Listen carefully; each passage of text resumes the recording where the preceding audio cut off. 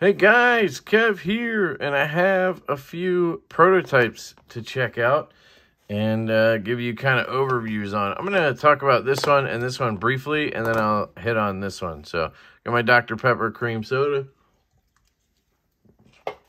And these are from Qvist Blade Works. Jacob is a good friend of the channel, good friend in general, and just an awesome dude and designer, and I love checking out what he's got going on, and I am lucky enough that he lets me. So anyway, this is a sort of in progress or work in progress kind of thing, prototype from a unknown OEM in China who hit him up and said, hey, we'd like to work with you, make you something. And he said, all right, I got this crazy out-of-the-box idea. And they did it. This is Ultim and 20 CV, and it's kind of like a utility knife thing. I've already talked to Jacob, and he knows, or he is updated. He wants to update this with stronger magnets and make it kind of clicky when you open and close it. Right now, it kind of just rides a track. But there's magnets in here, and there's a track. So it should be more like a pop in a, right now you can, well, if it's past this at all, then you could... No? Okay. That's weird. There. I don't know. So maybe you can't shake it out easy. I thought you could. You can't. Nope. Got a little bit there. Anyway. It's, like I said, something he's working on. It's not like something that's coming out soon, I don't think.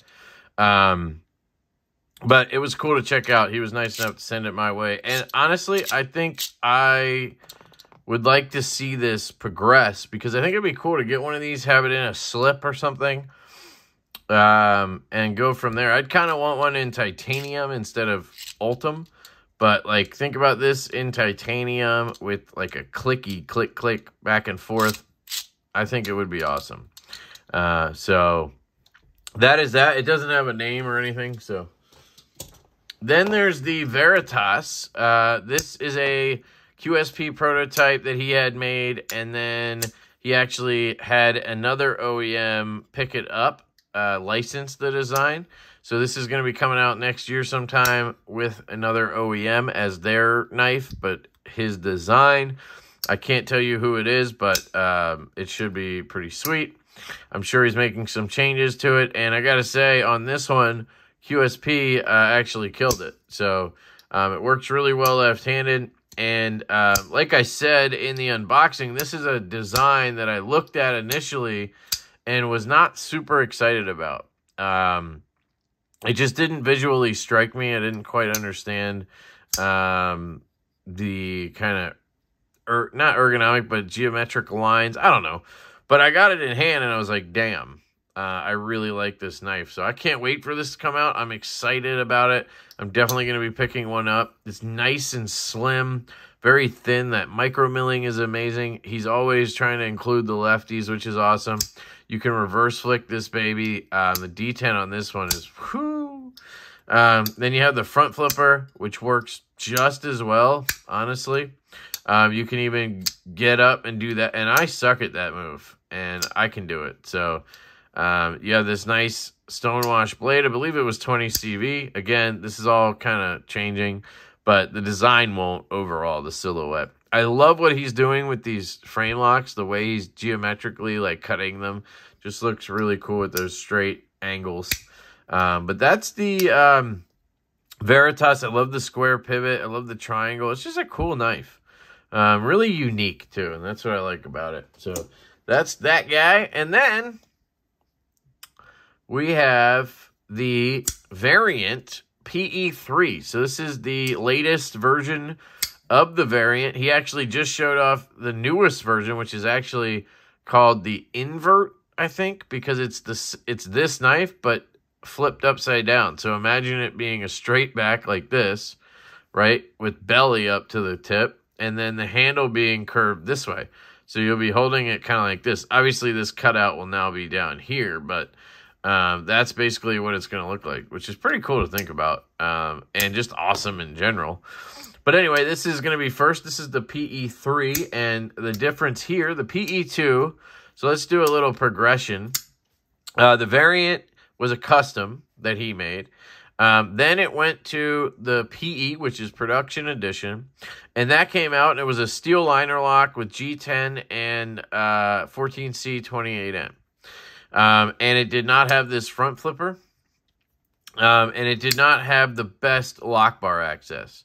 So then he did a PE2 that came out pretty recently, added this really cool front flipper, added lock bar access, and added some with titanium scales. Now he's got the PE3, which is a frame lock. Again, has that really cool, just geometric line, whatever you want to call it, straight line angles. I really like that. Reversible clip with the filler tab, titanium scales from factory, 20 CV blade. Amazing, amazing. And now it is a hollow grind. So this is just an evolution. I love seeing it. This is coming soon as a pre-order, I believe. I also forgot to mention the Vanish, which is his slip joint version of this design. Amazing. I ordered both of those. So I can't wait for that, honestly. But just, man, this is so much cleaner. It just feels, the weight feels lighter, which is, to me, a big deal, because the PE2 just felt a little too heavy for me. It had the tie scales over steel liners. This is not milled, but because it doesn't have those liners, it feels really good. It's a great weight. And then, because of the frame lock, one of the other issues I had with the PE2, one of the reasons I didn't end up carrying it a lot, and this is just a personal thing, it's kind of hit or miss for people, is the lock bar access. I just always got the corner of my thumb, and eventually that just hurt, and I can't change anatomy. It just hurt. So I wouldn't carry it for a little while, right? So this has the frame lock, and it doesn't look like it has a lot of access, but it does. It's definitely, like, it's good now. You know what I mean? Like, before it was acceptable on the PE2, this is good. So I still, honestly, still would like it to be cut back just a little more, or maybe just bring this out a little bit. Add jimping there, or I don't know, do something. I think it would be perfect, but it's good as is, so not complaining. It works left-handed, at least on this version. The detent on this prototype is a little bit light, I would say. There's no detent lash, which is great to see. But it is a little bit light. I can fail it like this. It's not, like, bad. It's just a little bit light. I would want it just a smidge stronger. I think he said he agreed. But you can really nail that kind of rollover move. I love this flipper tab. I honestly, originally, when I saw it on the PE2 prototypes, which, like I said, I've been blessed to check out all of his prototypes. Jacob's just a great dude. I would call him a good friend. When I checked that out, I thought, man, how is that going to work? But, dude, it is an amazing flipper tab. It's so low pro, and it just, man, it's just in a great spot to hit that. And then right-handed, you can just do the roll move real easily and pop it up like that. I suck at that move left-handed. I always turn the knife in and then have it, like, come at me. So I don't even want to try it, but got it. Yeah, but because of the detent being a little lighter on this one, I think I can easily reverse flick it. But I gotta say, I've had almost no problem with QSPs and the frame locks as a lefty. It's been surprising.